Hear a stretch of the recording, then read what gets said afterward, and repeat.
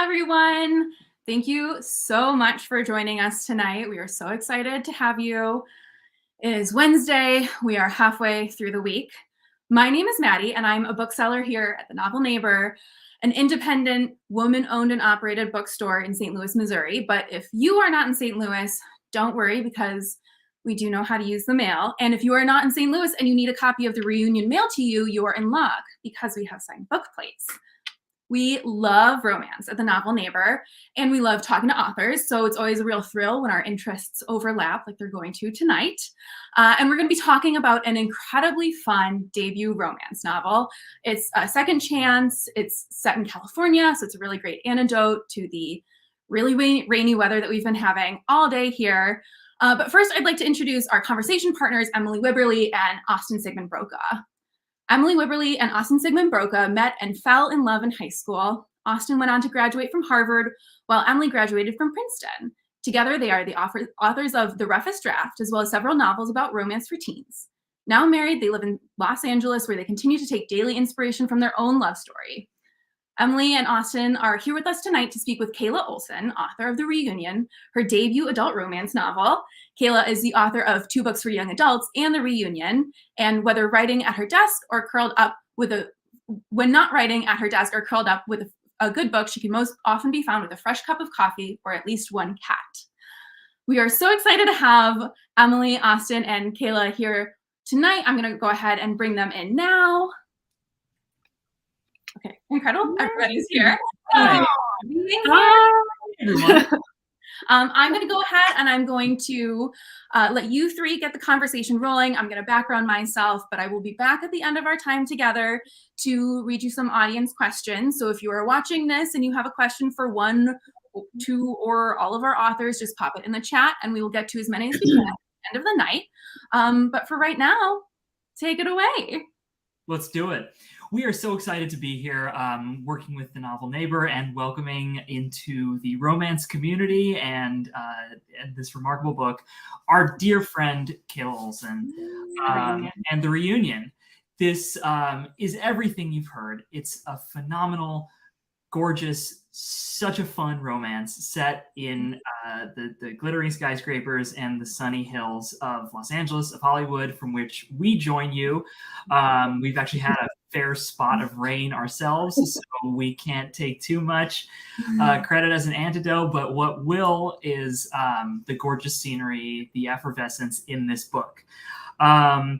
It's so much fun to be here with you, Kayla. I know we've been friends with Kayla for a long time. I think like since before your debut came out, I think. Yeah, I think so. I think that Austin read The Sandcastle Empire and just like DM'd Kayla and was like, hey, I love this book. And then she was just so nice and we met up at Y'all West of like 2017, I think he was 17 or 18. One of those two. Yeah, something like that. And we've been friends ever since. So it's so exciting to be here. Thank you. Oh man. And I wanted to be friends with you guys as soon as I heard about your book. I was like, can I please read it? Can I please read it yesterday and I read their first book, Always Never Yours, on one of my Disney cruises. And like ever since I've brought an Austin and Emily book on pretty much every vacation I've taken.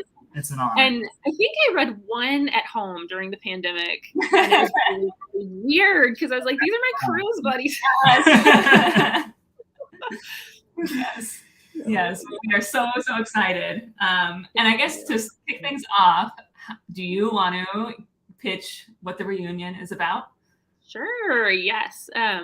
So The Reunion, I always pitch as a second chance romance featuring 2 former teen actors who played love interests on the same hit TV show when they were teens, like all throughout their adolescence. They were best friends off screen, kind of at the perfect age where you're kind of growing into yourself and your feelings. And I just thought it would be so interesting to explore like the line between fiction and reality. Like if you're playing somebody's love interest on a show, but you're so close with them as a best friend off screen, like especially like once they script your first kiss, like it could bring up questions of like, oh, like, do I have feelings for this person? Are my feelings purely platonic or are they more than that? So it was just so fun to just kind of explore those dynamics. And then, yeah, the premise is just like they had an epic falling out in their final season of the show, have spent 14 years not speaking to each other except for like the occasional text when one of them gets nominated for an award.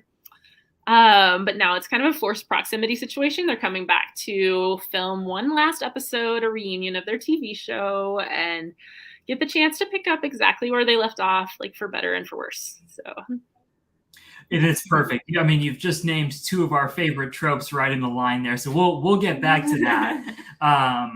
But what we want to know at the outset is where did this idea come from? Both in terms of the big building blocks, the ideation process, and also like what was the moment of inspiration? Yeah. So back at the beginning of the pandemic, we had just gotten Disney Plus and we're scrolling through there, realized that my husband had never watched Boy Meets World ever. And so we were in the middle of like a Boy Meets World rewatch. And if any of you are unfamiliar with the show, the two main characters, Corey and Topanga, played love interests for the entire run of the series and like even got married on the show, which it struck me one time, like how unusual that is. Cause often like the main character will date around like other people. You just don't see like the two people being together like the whole time, especially like if they're teenagers. And so that just kind of fascinated me. I wanted to explore, like, especially if they were that close off screen, what would it look like to have to, maybe have feelings for your coworker in that way, but not quite know what's real and what's not. So that was around the time, like, the pandemic hit, and previously I'd written such like real world scary, well, not real world, but like how could the real world get very terrible and worse in my previous like YA sci-fi survival books. And when the pandemic hit, it was like, okay, like I don't think I really want to write a stressful worst case scenario read right now. What I needed was a big escape and someplace just super fun to go in my head. And so the characters and the plot and the setting just became, I just made it as fun as I possibly could just for myself. And it thrills me so much that like I've actually been able to share this book with other people, and hopefully like it can be a happy, bright spot for them now too.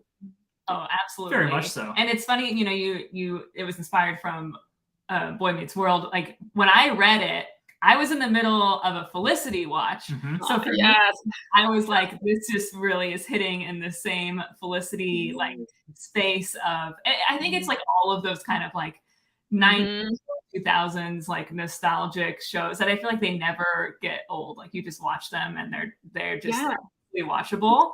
And it's been really fun on social media just to see like the various posts. Like people are like, "Oh, this gives all the OC feels," and this is great, And it's like whatever show is special and meaningful to you. I feel like it's really been interesting to see like it bringing those nostalgic feelings back for people.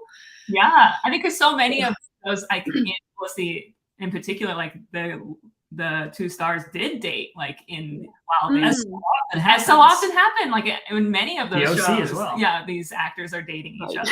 You wonder like what would happen, and I feel like it came out like at a time that we're seeing so many like reunions. Like I think that the Friends like reunion happened like pretty close to when you announced like the book, and there's that OC podcast where the Rachel Bilson is like rewatching the OC and reacting to it, and everybody is having this feeling of like wanting to revisit now that we're older, more adult, these feelings, and the reunion just hits the spot perfectly. It was actually really perfect timing. Like the Friends reunion came out right around the time we were on sub with the book, I think. I think it was when we were on sub.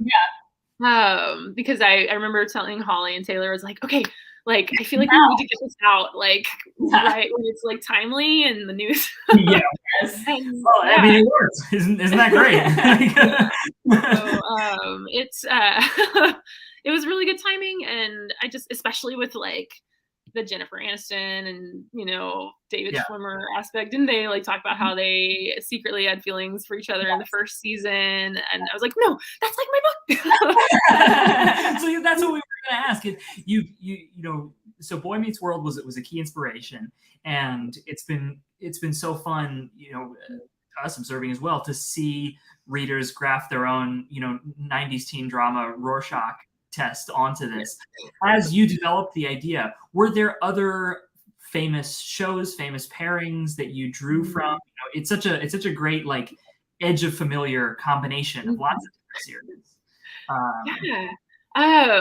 Dawson's Creek for sure. I loved that show so much. I feel like it's going to show up in anything I write, really. Like even in the Splintered Silence, like my murder mystery, there's a lot of Dawson's Creek going on in there, like the shifting friendship dynamics between the characters. And it's definitely in this book as well, just like kind of that blurry line between like, what are we? And in particular, like when developing Liv, the main character, I pulled from Michelle Williams, who played Jen on the show, quite a bit, just in thinking about how she had started as a teen actress on a hit TV show and then kind of transitioned into more like indie films, and she's been very selective of what she works on. And like, I feel like she could have all the opportunities in the world if she wanted them, and she really does, but she only says yes to a few things, Yeah. And then there's also like a grief aspect that made her want to be a very private person, which is very similar to Liv. And so, I think I wanted Liv to be able to be famous enough that everybody would love and recognize her and care about her life, but also like off the grid for some reason. And it only made sense to like have that be by her choice all these years. So like it was the perfect way to like put her back in the spotlight, but still have her be super famous, I guess. I mean, and it creates a lot of angst and a lot of humanity. And I think that is why both this story and these shows are so resonant to people. So as you're saying, there's like a lot of pure humanity in it. We all deal with friends. We all deal with grief. We all deal with complicated lines of what is love and what isn't. So it's all very in there. You mentioned how, this was such a, like, you wanted to write something joyful, and that like wasn't, it was a little bit different than your first two. A little bit, a lot of murder and suspense and life-threatening situations. Like, why did you? Was it just the pandemic? Have you always been like a romance lover? Like, why romance now? Yeah, honestly, like your book, Always Never Yours, and Jenna Evans Welch's Love and Gelato, I read those around the same time, like back in the day, several years ago. They were some of the first romances that I really got into. And slowly but surely, like I started gravitating toward more and more just like romances with depth to them and so many layers. Like I feel you guys do so well in all your books, and so does Jenna. And I started reading, more adult books too. Just Emily Henry, who does that so well. Allie Hazelwood. Who else? Christina Lauren. I read so much Christina Lauren just in the pandemic. And so those were probably just a few of my earliest like romance inspirations. And I thought, this sounds like so much fun. Like I'm reading all this stuff anyway. I would love to write one, and I'd had that in the back of my head for a while, but it wasn't until like the idea just kind of popped there that I actually thought, oh, okay, that sparked something. I need to follow that spark, and I am forever like converted. Maybe not forever converted, but like for a long time. I don't see myself like going back to stress anytime soon. I love how you have a little nod to it though in the novel that she's reading or she wants to sign on to. I was like, that feels like a Kayla Olson. It really does. The book that Emily's referencing is actually like a fake book in the novel. I have so much just fake like media, fake books, fake so much fun, websites. I had a blast like coming up with this whole world, and I tried really hard like not to include any real world references except for Peloton. Universal language. Yes. And yeah, that was just so much fun to create. But yeah, she's reading a book and thinking about like she's being approached to star in this big movie that's a little bit out of her comfort zone. That's not just an indie film, and it's this action thriller set on Antarctica, which is out of her comfort zone. Well, I was like, that sounds like a Kayla book. I could do it. I would write it. Yeah. it would have to be futuristic Antarctica for sure. It would have to be futuristic. Yeah. So you made the jump into romance, and you don't see yourself coming back anytime soon. How did you like the experience? What was the surprises? Were there any unexpected difficulties? This obviously is a question very near and dear to our heart, having made a similar jump some time ago. Yeah. We're eager to hear from a soldier in the trenches. Well, yeah, watching you guys do it was just like so inspiring to me, just to see like you make the leap and just totally thrive in adult romance. And I just, oh my gosh, if everybody out there, if you haven't read The Roughest Draft, it remains one of my favorite rom-coms. It is just so smart and so layered and just like, I need to do a reread because it was just excellent from start to finish, as all of your books are. And yeah, what was the question? No, making the leap and what's been different and hard and fun. It's just been, everybody in the adult space has been so welcoming. My publisher has been incredibly just kind and supportive, and excited about the book, which has been really just fun from start to finish. My editor, Caitlin, we started off just with a really fun situation. I guess our names are incredibly similar. She's Caitlin Olson, and I'm Kayla Olson. And it's been just like Team K Olson squared from the beginning. And her editorial feedback has been just so smart. And it felt just like a true collaboration. Her fingerprints, I feel like, are all over the book. And so, yeah, it's been a really, really fun experience working with them on this project. And I feel like all the adult authors I've met over the years have just been very, very supportive and kind to me as well. So it's been really fun, like finding new community in a different age category. Yes.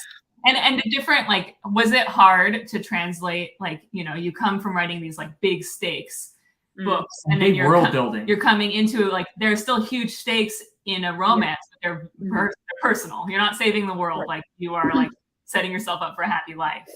Yeah. Like, there's so much complexity that goes into like creating your own like sci-fi futuristic situation where you're thinking through like world politics and like futuristic inventions and how those inventions would affect you for better or worse, and like how they'd all layer together, and then like how would that affect humanity, and then these specific characters. Like, when you're starting from a more like contemporary backdrop, I feel personally like I felt like it was just so, it allowed more space to really focus on the characters and go deep with who they were, because you're not creating like reality from scratch at that point. So there was still a lot of world building that went into it, but it was the fun sort of like coming up with fake popcorn companies called Pop It Like It's Hot,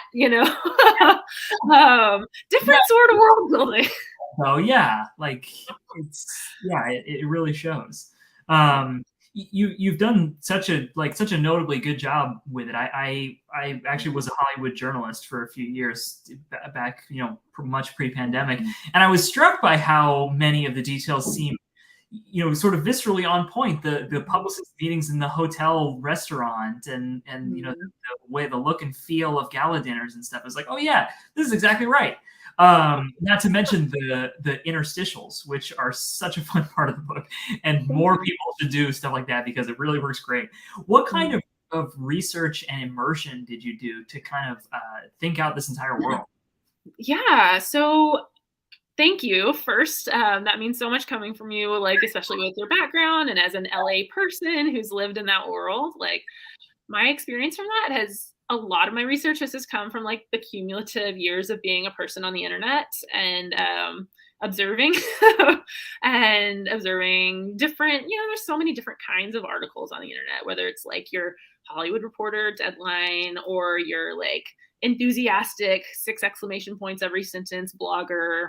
And then all your like commenters who become like this sort of fandom fabric all their own to kind of like give context for the stakes that Liv and Ransom might feel like with the pressure that people put on them. So yeah, a lot of research was just scrolling the internet and looking at what events like that might look like, imagination and hope that it would live somewhere in the vicinity of like real feeling.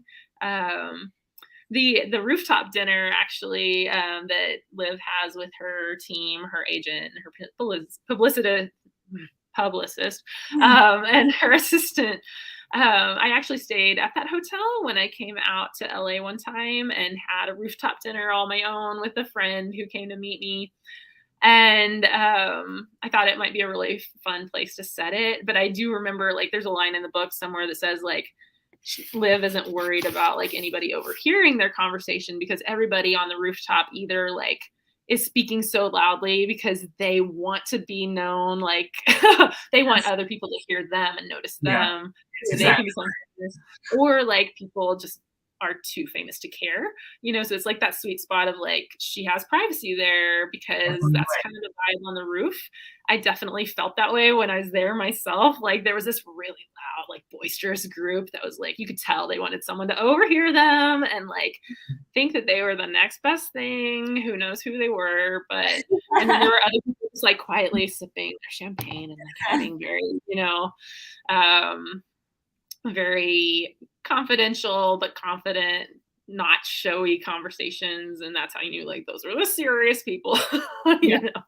So it was fun to just, like, imagine all that stuff. And you wrote, so as we touched on, you have all these interstitials because the media is like a huge part. It's a huge strain and pressure and on their relationship, and also it does bring them together because that's the whole reason that this is happening. So when did you decide that you were going to include all of the you have, like, blogs and social media posts and articles? Right from the start, I knew I wanted to do it. Like, some of my favorite books in the past had done that, like The Royal We and One to Watch. And I had always felt like that was just such a fun and clever way to just, like, show more of the world around you, especially since this is not like a dual point of view book. You only get Liv's perspective. And so to expand the world and show, like, what our pop star is up to over here, or what the streaming service is up to with their potential merger that might affect the world that Liv is living in. All of these things, or, like, fan reactions to the photo shoot that they do, and, theorizing. And I think the fandom aspect and all the pressure, especially since Liv is such a private person, it felt like the perfect way to not only, like, communicate more world building, but also, like, show that kind of pressure. Like, Liv is really, really afraid either way, like, to make it public with Ransom, because everybody either, like, they might resent her for dating him because they want to date him, but or, like, if she breaks his heart, then she's the heartbreaker. It's never his fault because they're just adoring. So she's afraid she's going to be painted as the bad guy either way. And as much as people love her, like, they don't want her to ruin, like, their one true pairing and the nostalgia of the show either. So those were just really, really fun to write. And so whenever I was stuck, like, plot wise or just with anything else on the page, it was just fun to just kind of say, okay, I can get my writing session started just by writing in it, because it uses another kind of part of your brain to write. Freshens you out a little bit. Yeah. Like, okay, I'm just going to dive into the world from a totally different angle and just kind of be a blogger with heart eyes and 6 exclamation points right now. Or I'm going to be a social media troll. So it was really fun. It kind of propelled me from scene to scene sometimes when I was like, okay, where should I go next? What's another entry point into this world? That makes sense, and that kind of it carries into the reading experience. You feel that same kind of little bump of electricity as you're going through them. Yeah, they come out really fun. So you mentioned tropes. You have so vividly to life here one of our absolute favorites, the second chance story, which we ourselves can't seem to stop writing. What did you find fun and engaging and also difficult about getting into a story of characters who've known each other and had this long simmer for many years?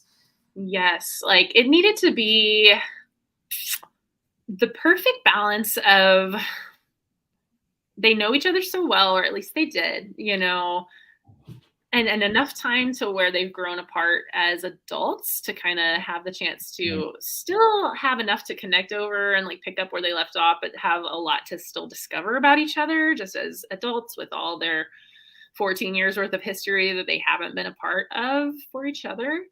It was tricky sometimes to just think about like what that dynamic might be between them and figure out exactly like what the thing was that drove them apart, so that it could be bad enough to really have a big emotional impact on Liv, but not so bad that they couldn't recover from it eventually.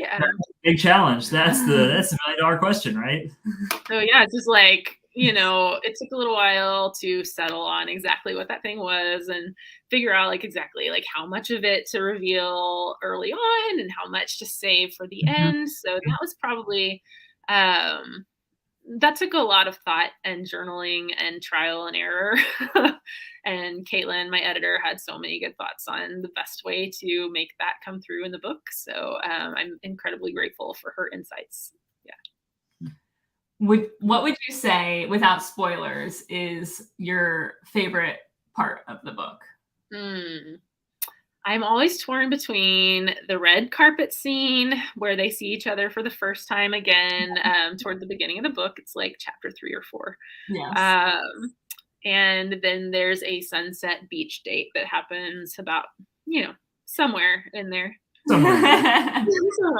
Those are so well picked because they're really like the duality of it. The red carpet scene is such a compelling one because you really feel in the same way that it stresses Liv out that they don't have a moment of peace or lack of scrutiny. This new chapter of their relationship literally like it opens on the most scrutinized, you know, optical dome it could. So it really amps the tension up. And then the sunset scene is like the opposite. It's the same thing. Did you enjoy writing like romance scenes? Like for us, like when we moved into adult, like it is so hard for us to write like in particular like sex scenes and stuff. I know this is a little bit more of a closed door, but like still you're writing a lot of romantic scenes that are much more than you had done before. Like, was that fun? Was it a challenge? Yeah, it was really fun. And it was a challenge, I guess, to both. Yeah, it was really fun. I enjoyed it. It was definitely like, it requires a lot of the similar, just like careful precision in building the structure of it, you know? So it's the balance of like, okay, is the pacing of this like unfolding in a way that feels realistic to the scene, to their feelings for each other? How can I strike? And a lot of that like included, I really enjoyed like building the emotional tension side of that to try and make it, the physical aspects come across, even with more attention to them, since it is closed door, you know, just tried to amp that up as much as I could. So it's really fun though. Yeah, definitely, definitely a different challenge than like murder mystery situation. Kind of similar. It's just a different, it's like a similar part of your brain, but used in a different direction. Yeah. So. It can get difficult. So yeah. To speak to our lovely main character Liv,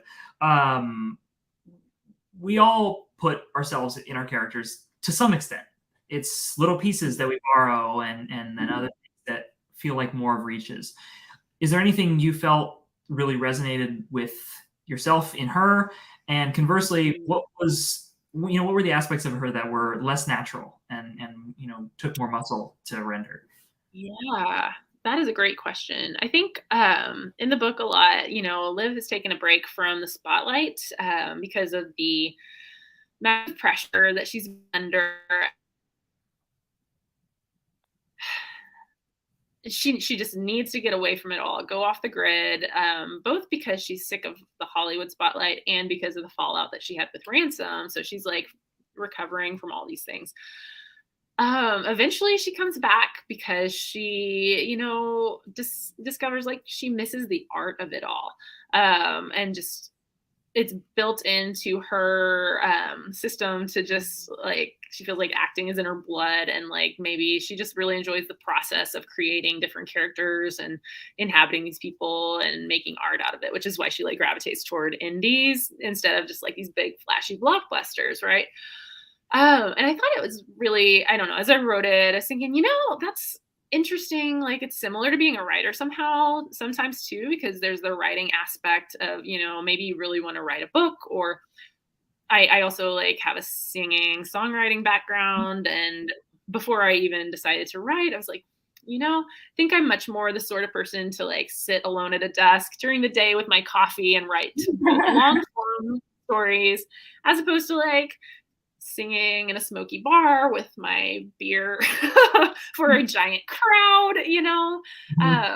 but I still love like the creative aspect of like music and stuff. And so I kind of relate to like thinking about like, having a passion, and maybe your passion and your job, comes with some sides of it that you're maybe not as natural at, like you always hear the saying of just like when you're a writer, you have to have thin enough skin to like create and like emote on the page, but then thick enough skin to put it out in the world for everybody. That's like, it's just true for artists of all sorts, right? So, and I think that's something that Liv has struggled with as well. So I relate to that.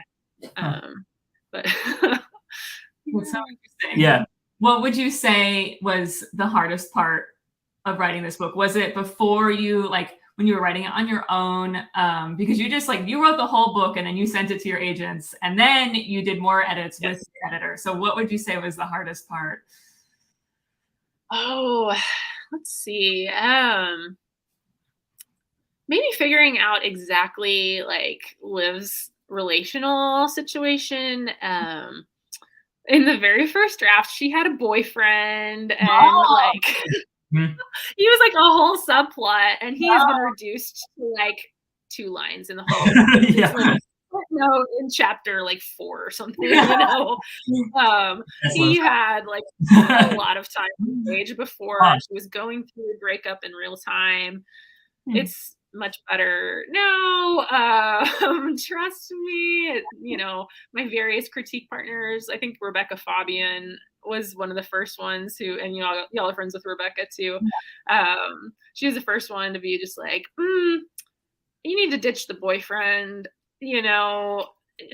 just have her be over him and like single. And it made everything fell so much more into place, having her be in a place where she in her heart was like not torn between anybody and just ready to reconnect, in a place where she was free to reconnect. So it was a little hard at first to like figure out exactly like where she was coming from in her love history. So yeah, it is compelling and relatable that without something like that, she's really her own worst enemy. That sometimes just the weight of time and our own uncertainties, that's something everybody's dealt with. And that makes a lot of sense. It's interesting that you note that big of a structural change. It's made me curious, like what sort of major stages of the process of actually coming to the manuscript we have here. How did this unfold? What were the stages? What kinds of changes did you make? Yeah, like the various like stages of drafting and stuff. So I drafted the whole thing in 2020. I think I finished somewhere in the fall. Sent it off to a few of my trusted friends, and they read it. And I, including Rebecca, and then my sweet friend Emily Bain Murphy, who actually she lives in St. Louis, and the Novel Neighbor is her home indie bookstore. But yeah, both of them read it and had amazing feedback, and I revised with their thoughts in mind. And I think I did that maybe a couple times before saying, I think it's probably ready for Holly and Taylor. Had a couple more rounds with them because Ransom is also, in the first draft, he was also had a romantic history with his literal girl next door, who played a more prominent part in an early draft as well. And so I thought early on I was trying to do stuff with layers of like, okay, life girl next door versus on-screen girl next door. And that just became one layer too many. So I shifted the dynamics a lot with her in the book to where she's a little more removed from the story too, so that he would be able to come to a place, you know, from a more prepared heart to be in a relationship too. Like, there's no cheating involved or anything, you know, everybody's all broken up before the start of the book. But yeah, so some structural changes from my friends, some structural changes from my agents, and then we finally sent the book out. And Caitlin was so brilliant just at kind of refining what that submission draft had become. We went through 1 round of structural edits together on that, and then like 4 rounds of past pages after the copy editing process. Oh, but the copy edits were so much fun and funny, because never in my life have I, you know, a new thing with writing a book like this is I did not anticipate how tedious it would be to over and over again say, stet, Ransom does not capitalize his texts ever. Yeah. Like, there's such a difference in a text message. Like, okay, he's not putting a period at the end of that text message because it changes the tone. You know, there's a difference between like an like that's you're doing the job. Like I get it, but yeah, absolutely. Like 100%, they were just noting it because that's their job and to be like in line with guidelines. But then, you know, as the author, you have every right to just say, no, like I actually did intend it to be like this because I think it changes the voice and changes the meaning to add a period, or like I want this to be a smiley face emoticon and like not an actual emoji, you know, just analyzing tiny like text message details, or like they're so critical. Apostrophes or lack of them, you know, in people's trolling online, you know, run-on sentences everywhere with the internet people. So copy edits are really fun. I actually really love copy edits because it's fun to see like a manuscript just get cleaned up. But it was very tedious, particularly with the interstitials and the text messages. So from your very first inception, your like first draft, first outline, or whatever, like what percent remains? Like give us like a ballpark. Ooh. I'd say probably about 70, maybe 65% remains, because I ended up it was probably about 15,000 words longer when we submitted it, and through Caitlin's, like Caitlin had such a great like instinct for trimming things away but still keeping the meat to make it shine so much more. It just wasn't getting lost in the details as it had been. And she just kind of helped me shave off parts of it without losing substance and actually making it better. And then, you know, just some of those structural things that I mentioned, like I had to combine a couple chapters and cut a couple things and shift things around. So it was all very fun. Hard to do that yourself. It's helpful to have fresh eyes sometimes. Yeah. Now we are getting to our kind of final questions here. So I hope everyone is putting their questions in the chat so that they'll answer audience questions. But we always have to ask, like, what are you working on now? What is next? Can you share anything? Or broad strokes? What's going on? Yeah, I had hoped to be able to share more specifically at this point, but I can say that I'm working on another adult rom-com. Details forthcoming. Watch my social media for those details. But I have just loved being in the romance adult space, and I'm excited to continue exploring stories in that space. Yay. Well, we cannot wait to see. No, we can't. Oh my God. Okay. I am having so much fun, and I know the people are watching too.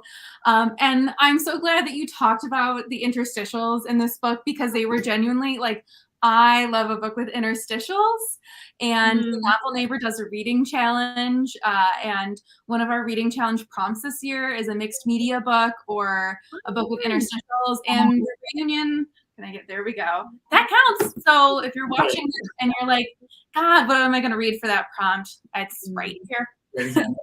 Okay, so I do have a lot of questions. We're going to see how many we can get through.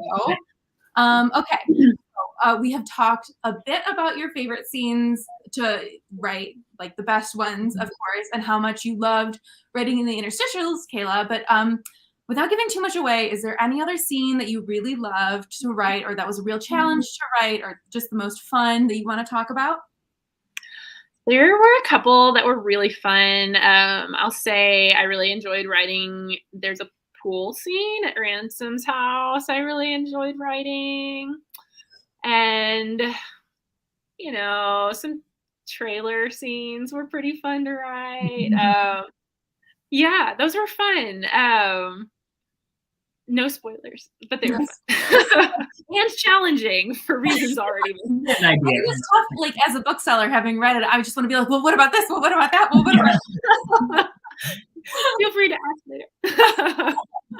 Both of you have written second chance romances before, and Kayla, you talked a lot about like trying to add in the right pacing, the right, like, how much am I going to reveal here? How much am I going to reveal there? Is there anything else that you feel like really makes a second chance romance sing? And Emily and Austin, I'm sure that you guys have thoughts on this as well about like what does a second chance romance really need to be believable? Yeah, and that is a great question. I feel like just showing their chemistry, like, as who they were and why they, like, foundational aspects of their relationship and why were they so strong in the first place, has to be like a super foundational strong part of it. Then there has to be like a really legit reason, like we talked about, like for them to have parted ways, like a reason that it's not just like a happily ever after, because if there was no falling out, then it would just be an endless yay, But oh my, it got frozen for a minute. I hope it's okay. Yeah, I hear you. And then like thinking about, okay, so they knew each other in this context when they were younger, and we set a foundation for like how close they were then and based that on truly substantial, like emotional things and not just circumstantial. But I think it's important too to show who they are as adults and like how maybe those years apart have changed them and how they don't know each other anymore. So give them a chance to kind of relearn each other as their adult selves. Even if they started as adults, in other second chance romances, like just some time apart, to grow without each other can add just layers of dimension to the relationship and allow them to discover them in ways that maybe weren't previously there. I love that. Emily and Austin, do you guys have other thoughts on what makes an ideal second chance romance? Oh yeah, I mean, I don't know about ideal. Because there are so many, wonderful examples that work all manner of different ways. The way we tend to go at it is that what has separated the characters at one moment in time was a crucial difference of opinion or philosophy on a question or choice that was really difficult for them. Because if they have been split up because one of them did something horrible to one another, that's both hard to get over and easy to get over. Because if it's too bad, you can't ever apologize for it. And if it's good enough, you can just apologize for it and then you pack up the book and go home. But if people who love each other and who are similar in so many ways, but there is a Gordian knot in their relationship that they have been unable to extricate for a number of years, that's where the journey of a story we find helps them come together. I love that you just like had that on the tip of your tongue ready to go, because it was like so perfectly said. Almost as if we've written a few of these. We've written like how many in a row, like 3 or 4 or 5 in a row. So second chance romance is like where we live right now. Like, it's one thing to write them though. It's another thing to describe them so eloquently. And I feel like that was just the perfect description of it. Yeah. Gordian not really rolled off the tongue. Right. That's what I was thinking. Kayla, I know you said that you can't talk too much about what's coming next yet, but folks would like to know, me included, would you ever want to write a sequel or explore any of the other characters in this world? Please say Ford, because I really love him. I love that everybody loves them so much. Bree and Ford were such fun characters to write. If you haven't read the book yet, like, I credit Ford in this fictional universe as like starting the man bun trend. So now we all know where that came from. He made it work. Yeah. And Bree is like such a fun, just like best friend / assistant, but emotional support who knows like the perfect space to give Liv when she needs her space. In this book, from its inception, like I just wanted to fill it with creative women in roles like actresses, pop stars, directors, writers, journalists, bookstore owners, like it's just filled with people that I feel like I could explore forever. And I would absolutely be open to exploring the world further if ever given the chance. No, yeah. No. Well, I'm open to reading it.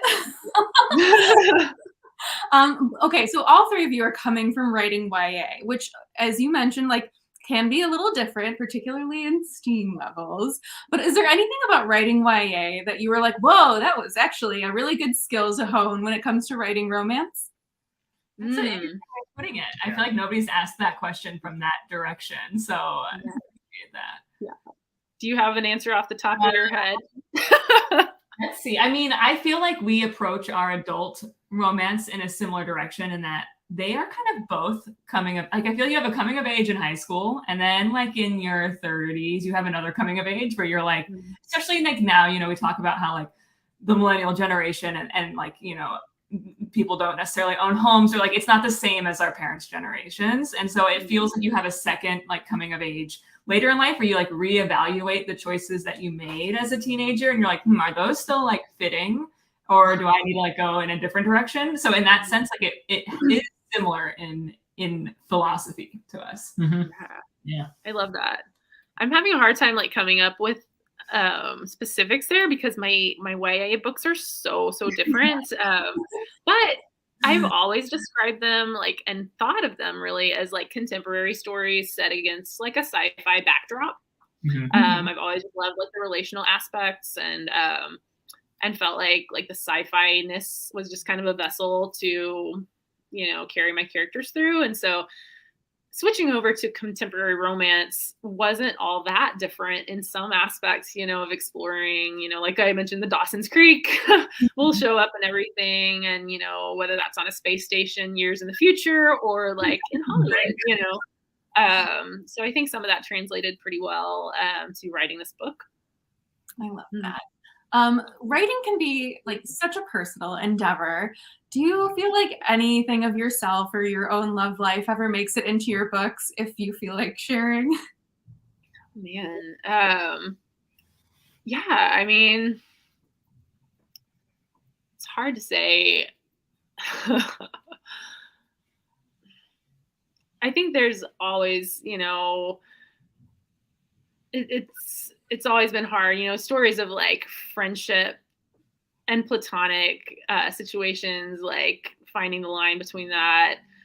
I never felt like I was the greatest at it, you know, like understanding signals that people were giving and like trying to find the line, because I always had like a lot of just guy friends growing up. And so, in college too and after. So sometimes it's hard to tell. And so I guess like there is that element of having lived some of that, like that sparked what, you know, Liv maybe like would try to second guess herself and be like, okay, no, we're just friends, but wait, are we?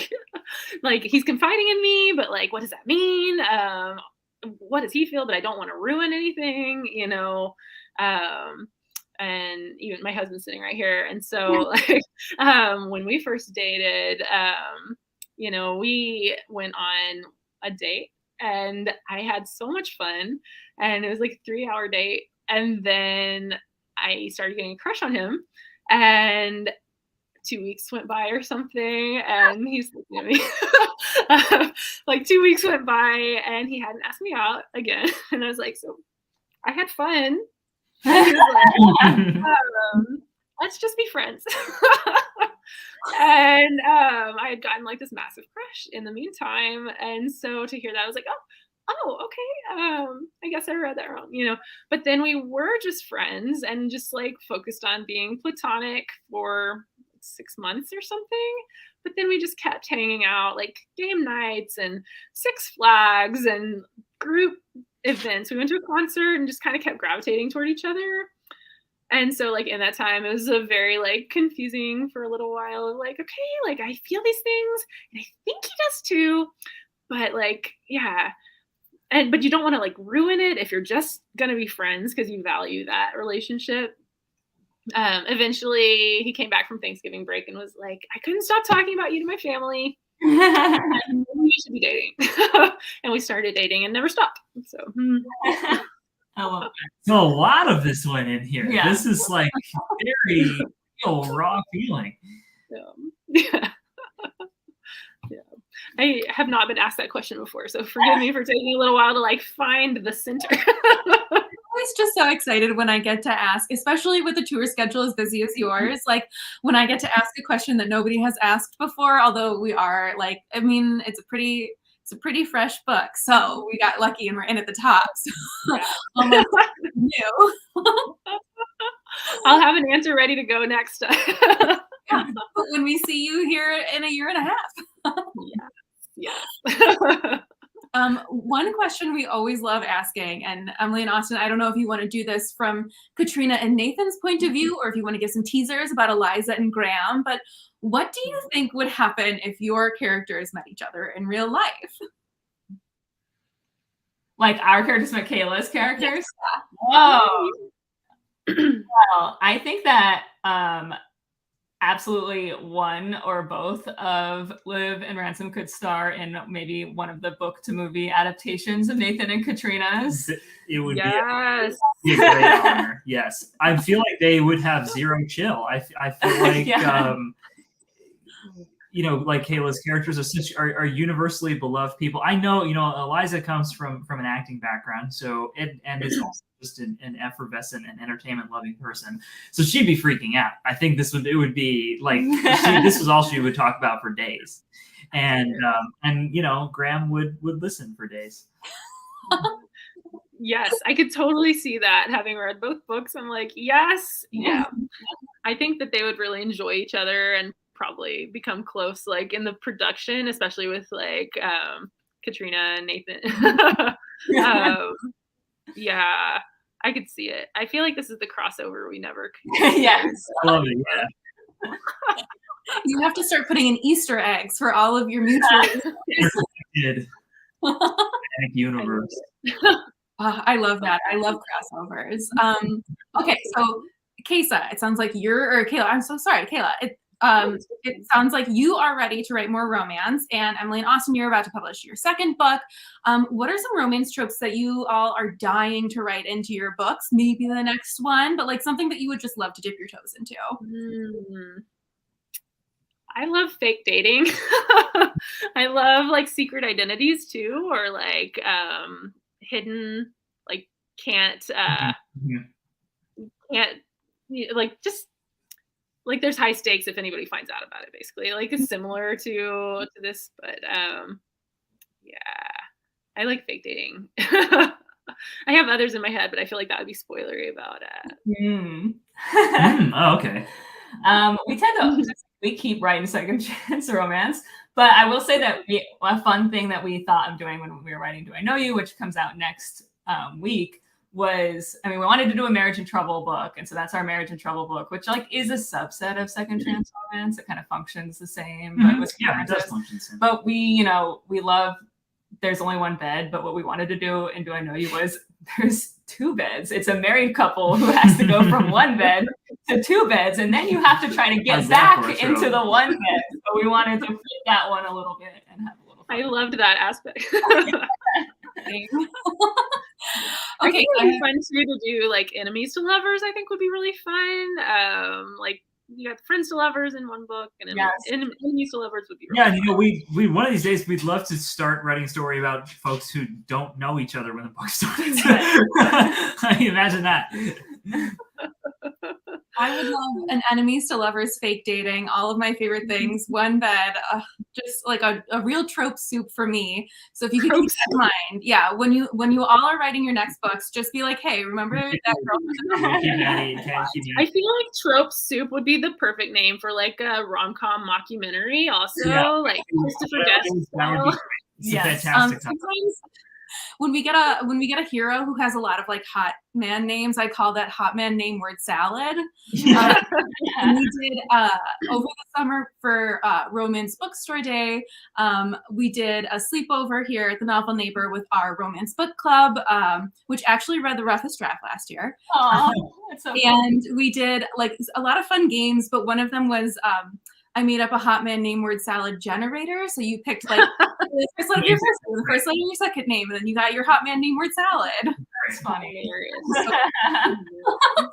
Okay, so Kayla, your book just came out. Emily and Austin, your book comes out in a week. Do you guys have any fun sort of like book birthday traditions? Oh god. Doing the social media. Yeah, we do try to listen to the audiobook for the first time. Yeah. Oh, that's fun. Oh. Yeah. Y'all listen to your audiobook? I still haven't listened to mine, but I'm so excited too. I love my narrator so much. She's worked on all of my books so far, and I've been really, really lucky to work with her. That's great. Huh. That's Andy Arndt. But I don't know. Like, I feel like if I was at home, I would probably have a massage. But I was not at home, and the massages in this hotel are like way more than anyone should spend on a massage. They're like more than they are on the cruise ship. And I'm picky about my massages, and I don't want to spend money on somebody who I might not like. So I got my nails done instead, since I'm going to be signing all the books. So that might become a new tradition because I'm terrible at painting my nails. And I tend to look down. I'm like, oh, what's on my fingers? But I'm glad I did it. The lady here did such a good job.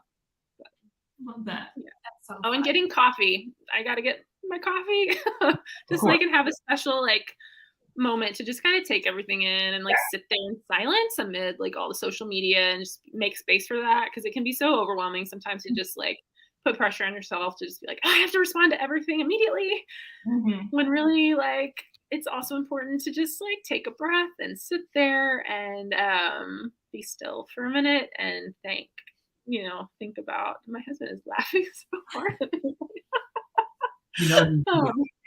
But just like be still for a minute and just soak in the moment and think about like, hey, there was a lot of work that went into this and a lot of hope, and things fell together in just the perfect way to have it hit shelves where other people can read it, and just take a minute to be grateful for that without noise or any other just thoughts. So I think I'm making that a tradition, like carving out just a little space. Okay, one brief divergence before we play our little game, because I know our director of events would never let me live it down if I did not ask this, but Emily and Austin, there has been a dog wandering around in the back of your video. Would he like to be introduced, or she? He's now sitting down. I'm so sorry. This is Bronte. She is our German Shepherd. Hello, Bronte. I am ready to eat my dinner. She's a little over a year old, and she has no manners, but she's She seems like a very well-behaved girl, so. Now she's like, everyone wants to pet me. Okay. Give her so pretty. a novel neighbor tonight. Okay, so we have just a few minutes left in our session tonight. Thank you all for tuning in and playing along with us, but we're going to do our favorite thing to do with authors, which is a game with very strict rules called This or That, where I'm going to give you two options. You have to pick one of them, and if you don't like either of them, you just tell me the third thing that you like more. So you can see, like, we're really serious about this. Okay, Austin, you called the reunion a 90s teen drama Rorschach, which I think is like so true. So, okay, the three of you, This or That, Boy Meets World, or Dawson's Creek? Yes. These are design specific. Yes. Dawson's Creek. Okay. We go same. Yeah, Dawson's Creek.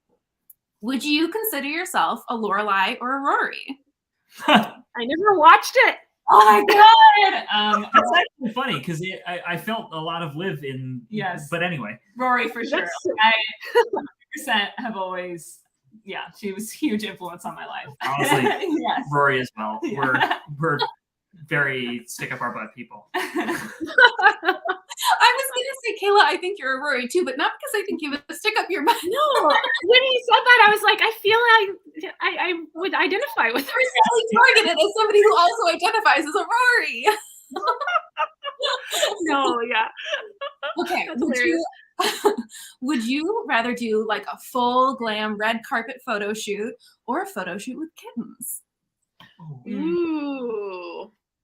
I love kittens so much. I have 3 kitties and I love them. Oh, I think I would go full glam though. Maybe I could sneak in one cat. I feel like the kittens would like really make it very difficult and probably end up being a stressful situation where you're trying to wrangle them.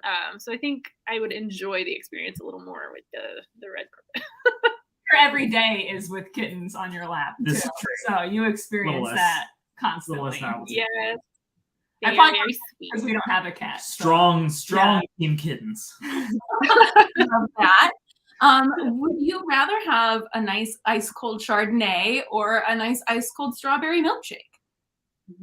I would go Chardonnay. We're milkshake. Milkshake. Although I like a good milkshake. Yeah. Big milkshake people. Okay, last one. Would you rather, for a date night, go see an indie movie or a blockbuster film? It's I Blockbuster. think I would go Yeah. Blockbuster, because with indie movies, like you never know if they're gonna make you just feel like Bad. the world is heavy, you know.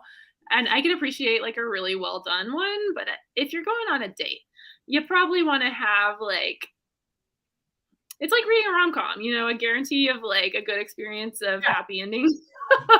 Like you kind of know more what you're getting into with a big blockbuster, I guess. So Yeah, totally. All right. Well, thank you all so much for hanging out with us tonight. It's been so fun spending time with people. Just a reminder, the book has interstitials. You can knock out that mixed media prompt on your reading challenge. You can buy the reunion from us, and you can get your signed nameplate. We, again, do know how to use the mail, and you have a week to pre-order Emily and Austin's forthcoming book, Do I Know You, which I definitely recommend you do. Thank you so much for coming, and have a great night, everybody. Thank you. thank you. Bye.